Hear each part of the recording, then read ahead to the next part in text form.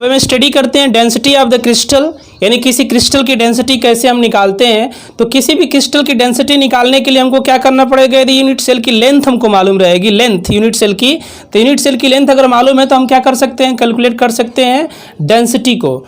लेकिन इसके पहले बहुत सारी वीडियो में दिया हूँ सॉलिड स्टेट की, यदि कोई उसमें प्रॉब्लम हो तो आप कमेंट में लिख सकते हैं। और दूसरी चीज़ ये है कि यदि वीडियो अच्छी लगे तो आप शेयर और सब्सक्राइब करना न भूलें, ज़रूर शेयर करें। और डेंसिटी ऑफ द क्रिस्टल को हम निकालते हैं तो if the length of the unit cell, if the length of the unit cell, if the length of the unit cell known, we can calculate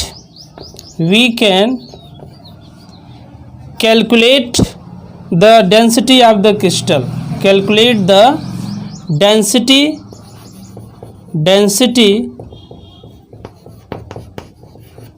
of the crystal, we can calculate the density of the crystals।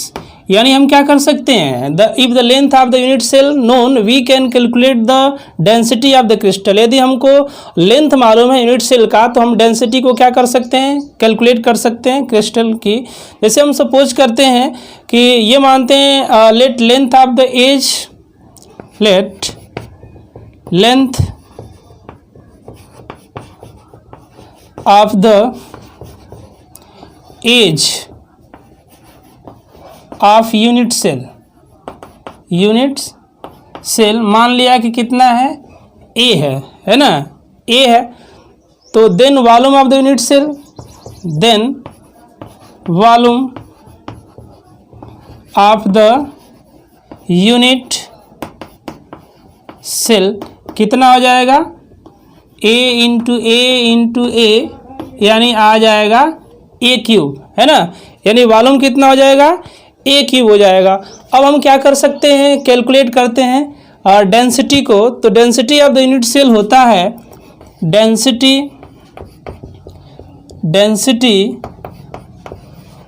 Of the unit cell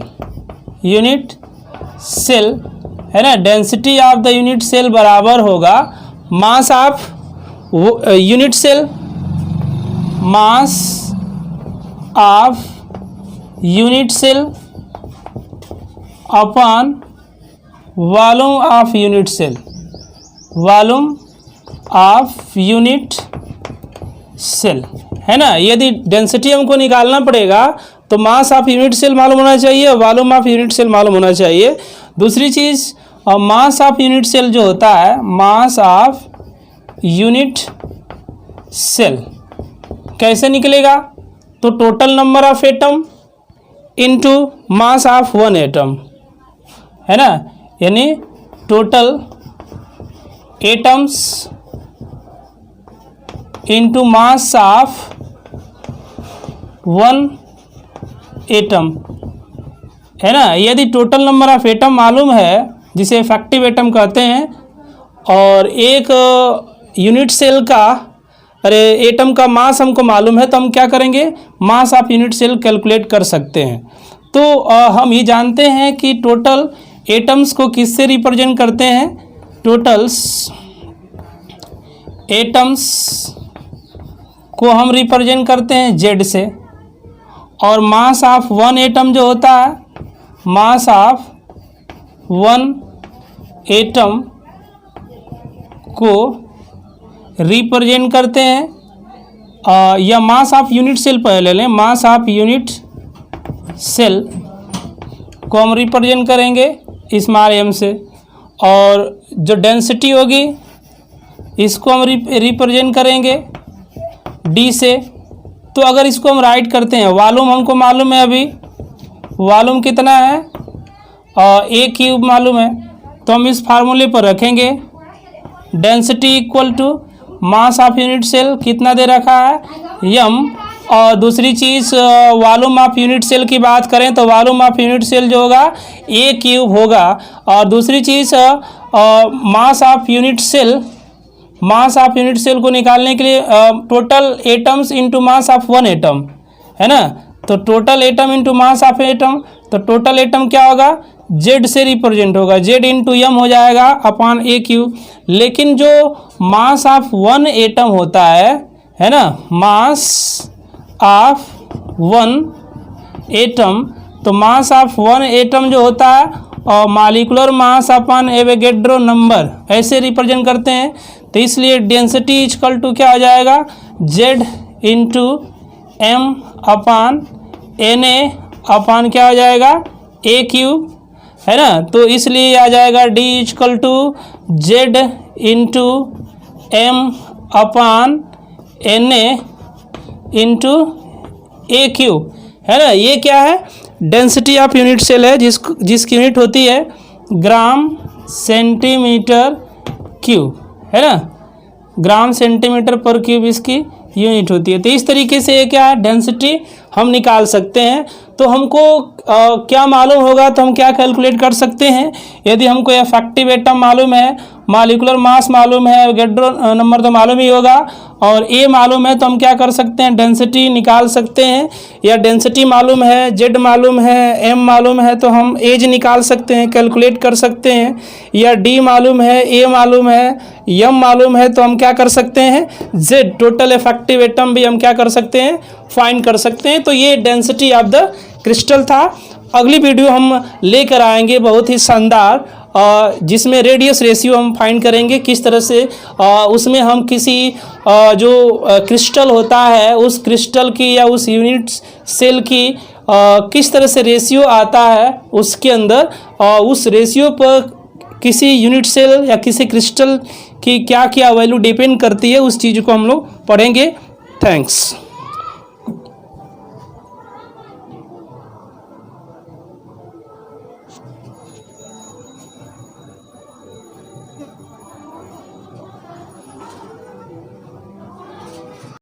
आज study करते हैं limiting radius ratio, और limiting radius ratio में हम find करेंगे कि जो crystal होता है उसके अंदर कितना लिमिटिंग रेडियस रेशियो आता है, उस चीज़ को हम निकालेंगे। और लिमिटिंग रेडियस रेशियो पर क्या क्या चीज़ें डिपेंड करती है किसी क्रिस्टल की, वो चीज़ों को भी हमको देखना है। लेकिन एक हम आयनिक क्रिस्टल के अंदर देखते हैं। तो एक आयनिक क्रिस्टल के अंदर क्या होता है कि लार्ज नंबर ऑफ कैटायन और एनायन होते हैं, है ना। कैटायन और एनायन क्या होते हैं, एक आयनिक क्रिस्टल के अंदर लार्ज नंबर में होते हैं। जनरली जो कैटायंस होते हैं स्मॉलर इन साइज होते हैं, और जो एनायन होते हैं वो लार्जर साइज के होते हैं, है ना। आप जानते हैं कि किसी क्रिस्टल के अंदर जो कैटायन होंगे वो स्मॉलर साइज के होंगे, लेकिन एनायन क्या होते हैं, लार्जर साइज के होते हैं। जो कैटायन होते हैं वो surrounded by anion and anion touches each other. जो कैटायंस होते हैं वो एनायन के द्वारा सराउंडेड होते हैं, और एनायन एक दूसरे के क्या करते हैं, टच करते हैं।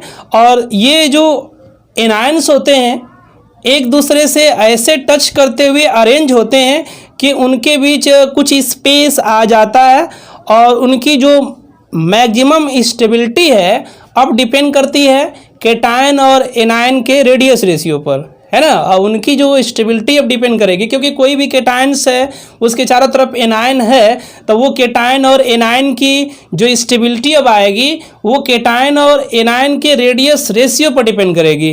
अब कैटायन और एनायन की जो रेडियस रेशियो है किस तरह से डिपेंड करती है, इस चीज़ को हम देखते हैं। और इस कैटायन और एनायन की जो रेडियस रेशियो है इसको हम रिप्रेजेंट करते हैं small R upon capital R, क्योंकि जो स्मॉल आर है वो कैटायन की रेडियस है और कैपिटल आर जो है वो एनायन की रेडियस रेशियो आता है। इसमें हम फर्स्ट फाइंड करते हैं, अगर लिमिटिंग रेडियस रेशियो देखा जाए तो ट्रायंगुलर, है ना, ट्रायंगुलर रेडियस रेशियो हम निकालते हैं। और जो ट्रायंगुलर रेडियस रेशियो है इन ट्रायंगुलर के अंदर अगर देखें तो कैसे आता है, जैसे हम जानते हैं कि जो ट्रायंगुलर में क्या होता है कि हमने ये लिया, ये देख रहे हैं हमने ये बनाया, और बीच में ये है, तो ये पॉजिटिव इसे हम मानते हैं, क्या मानेंगे, पॉजिटिव, है ना थोड़ा।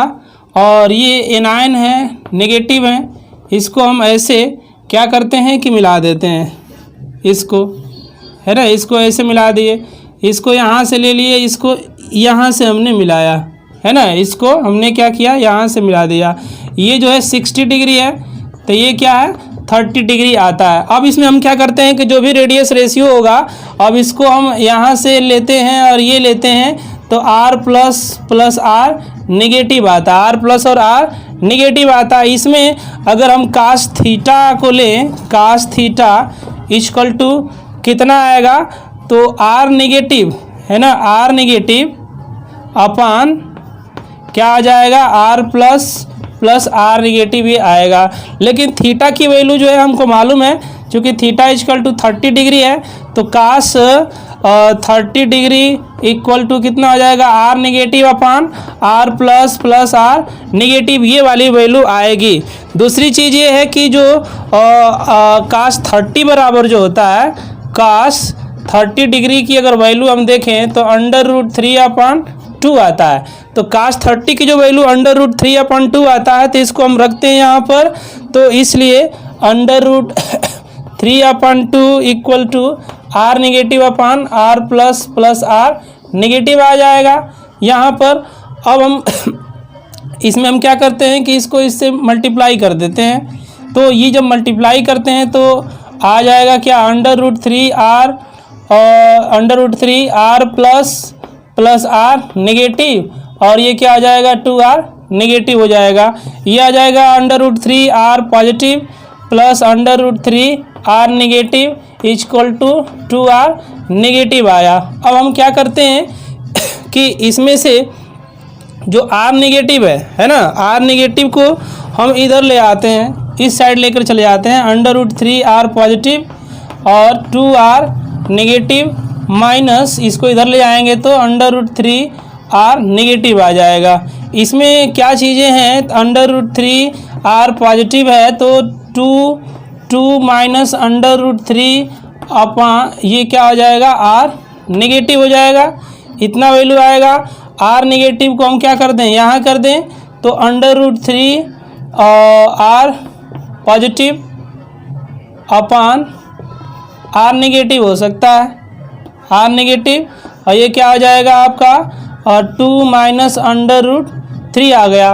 हम क्या कर सकते हैं √3 को नीचे ले जा सकते हैं, कहाँ ले जा सकते हैं नीचे, तो क्या आ जाएगा R positive upon R negative equal to 2 minus √3 upon √3।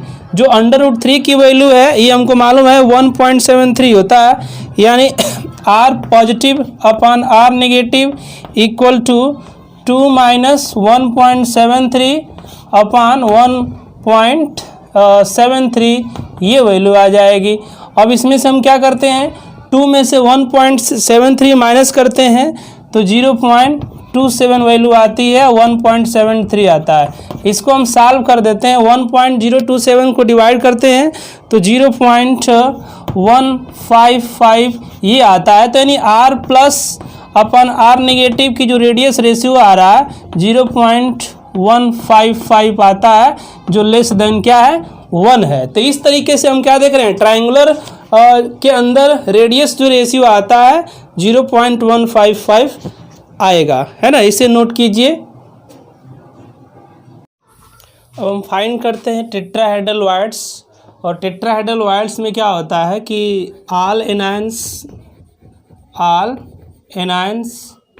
Touches each other, जितने एनायंस होते हैं सभी एक दूसरे को क्या करते हैं, टच करते हैं। तो जो इसका कोऑर्डिनेशन नंबर हो जाएगा कितना हो जाएगा 4 हो जाएगा कोऑर्डिनेशन नंबर।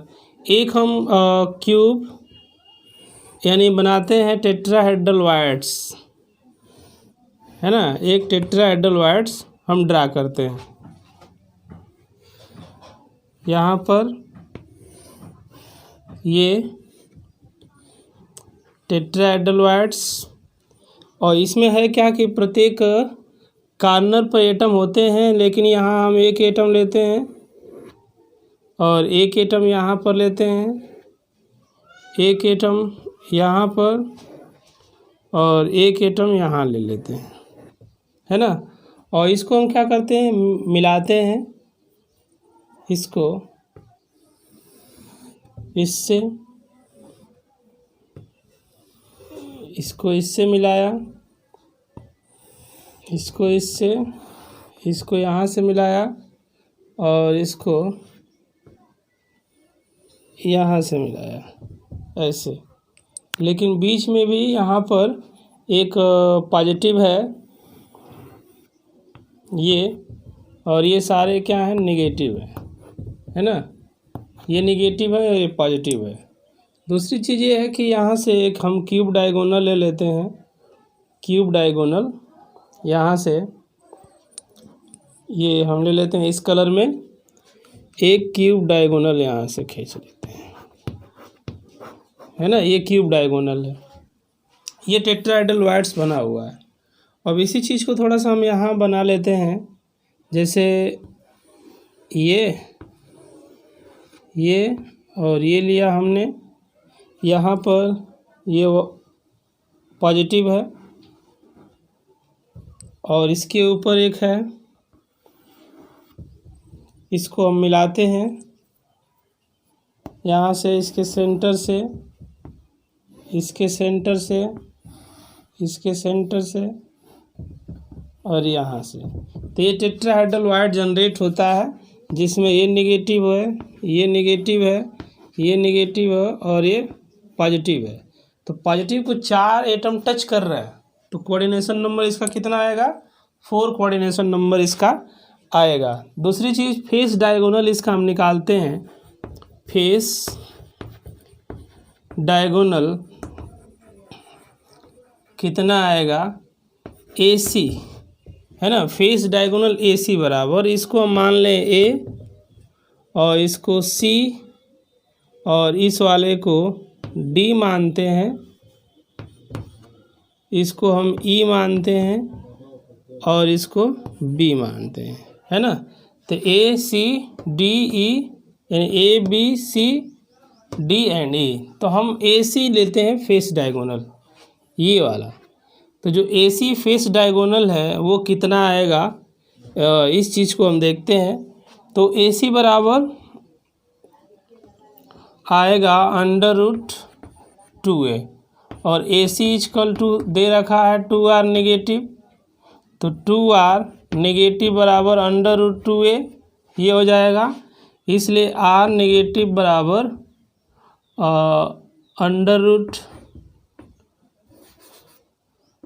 √2A अपान 2।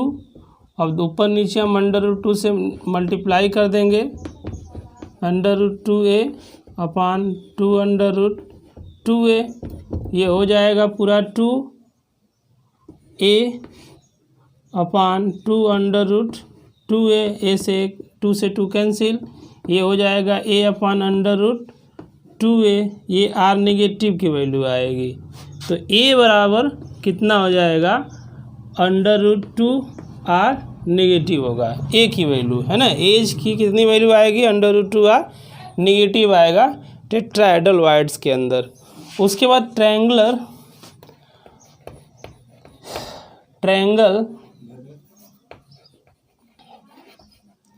ACD में देखते हैं, है ना। कहाँ पर, ट्रायंगल ACD।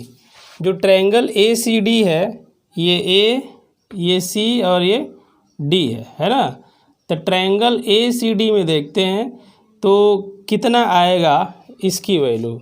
तो यहाँ पर हम लेते हैं AD स्क्वायर, है ना। ये है AD स्क्वायर, तो क्या हो जाएगा, AC square plus CD square होगा, AC square plus CD square आएगा इसके अंदर। दूसरी चीज़ ये है कि AC की वैल्यू कितना आएगा, तो √2A है, √2A का होल स्क्वायर कर देंगे प्लस CD कितना आएगा, A का होल स्क्वायर कर देंगे, यानी ये AD स्क्वायर हो जाएगा, है ना। इतना। अब जब ये √2A का स्क्वायर करते हैं तो ये कितना हो जाएगा, 2A square plus A square यानी 3A स्क्वायर। इसलिए AD बराबर √3A आएगा ये वैल्यू, है ना। AD² की वैल्यू कितनी हो जाएगी, √3 आएगा। अब according two cube diagonal AD आते हैं, अकॉर्डिंग टू क्यूब डायगोनल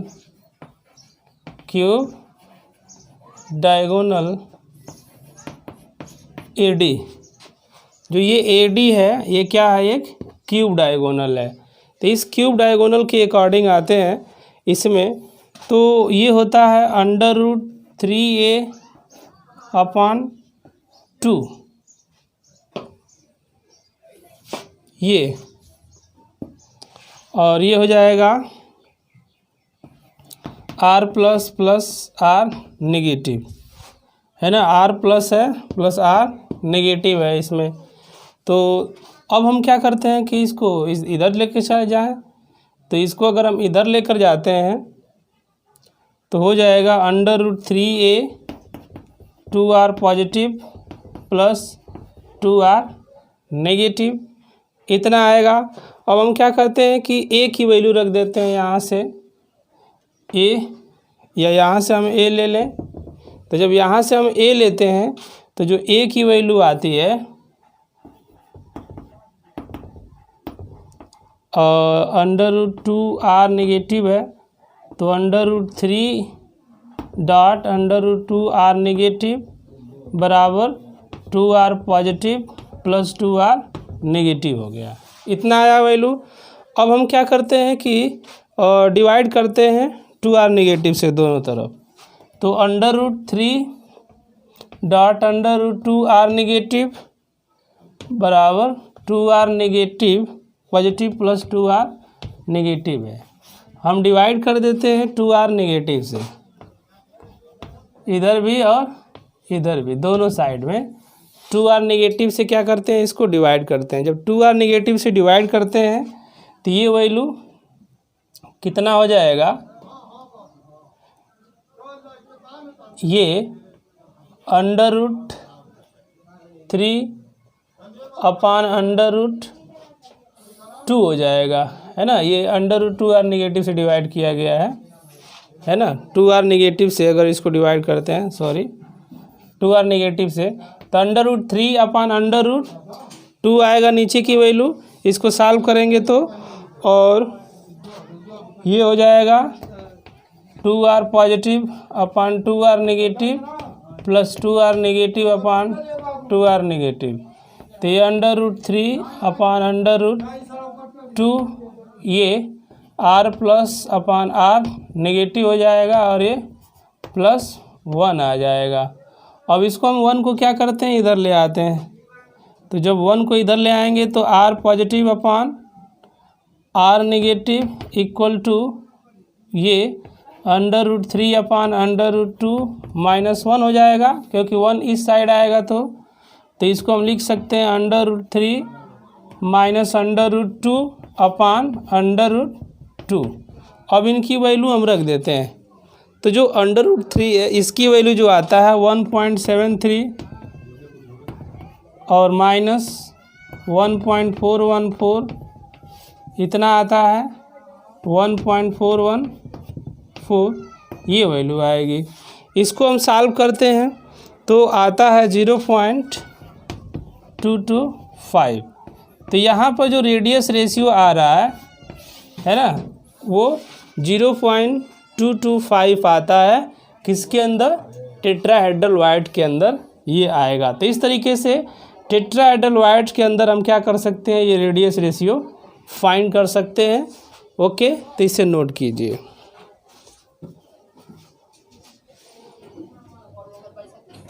अब आते हैं हम ऑक्टाहेड्रल वाइड्स में। जो ऑक्टाहेड्रल वाइड्स है इसमें भी क्या होता है कि all anions touches to each other, है ना।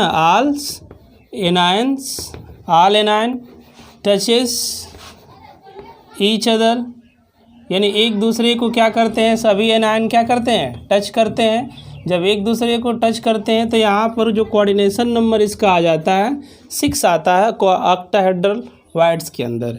यहाँ पर हम क्या करते हैं कि अगर हम फॉर्म करते हैं, एक फॉर्मेशन करते हैं यहाँ पर इस चीज़ को, जैसे हमने लिया ये कैसे ऑक्टाहेड्रल वाइड्स जनरेट हो रहा है, इस चीज़ को हम देखते हैं।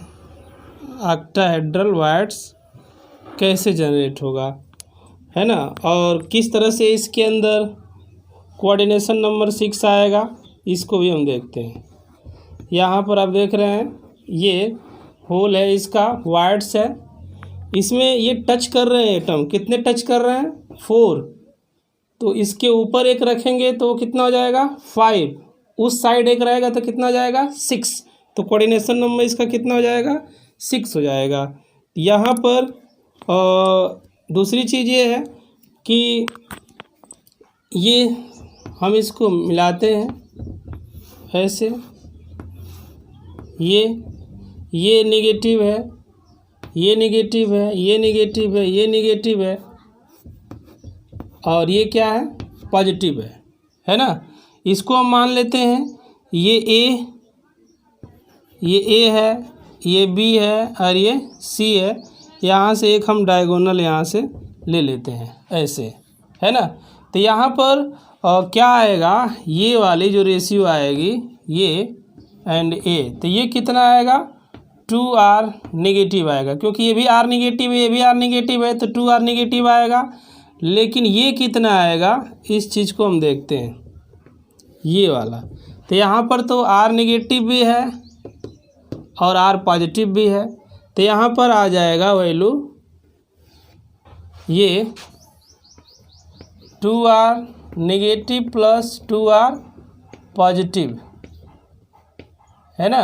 2r नेगेटिव और 2r पॉजिटिव, क्योंकि ये जो छोटा वाला वाइड से तो पॉजिटिव होल है और ये सारे नेगेटिव होल्स हैं, तो पॉजिटिव का 2 पॉजिटिव आएगा, ये क्या होगा? नेगेटिव आएगा। अब हम आते हैं इसके अंदर, तो ये देखते हैं कि इन ट्रायंगल ABC, है ना, ABC में आते हैं। ट्रायंगल जो ABC है इसमें देखते हैं AB एंड C। तो ABC में आएंगे तो क्या होगा? AC, ये डायगोनल है, तो AC square equal to AB square plus BC square होगा, है ना। AC square plus AB square plus BC square हो जाएगा। तो हम लेते हैं जो AC square equal to AB कितना है? A है, एज लेंथ है, AC भी एज लेंथ है, तो A का स्क्वायर प्लस A का स्क्वायर यानी AC बराबर 2A स्क्वायर आएगा, AC स्क्वायर इक्वल टू। तो इसलिए AC इक्वल टू कितना हो जाएगा? अंडर रूट 2A आएगा, है ना। AC इक्वल टू कितना आएगा? अंडर रूट 2A आएगा। लेकिन AC बराबर कितना है? AC ये है A एंड C। AC बराबर कितना है? 2r plus and 2r negative है, 2r positive plus 2r negative क्या है? ये AC की वैल्यू है। तो हम क्या कर सकते हैं, यहाँ पर रख सकते हैं AC की जगह 2r positive plus 2r negative यहाँ पर रख दिए, और ये अंडर रूट 2A आया इसमें। तो अब हम क्या करते हैं कि दोनों तरफ जैसे 2r पॉजिटिव है एंड 2r नेगेटिव वैल्यू ले रहे हैं और equal to under root 2A ले रहे हैं, इसको 2r नेगेटिव से हम क्या करते हैं? डिवाइड कर देते हैं।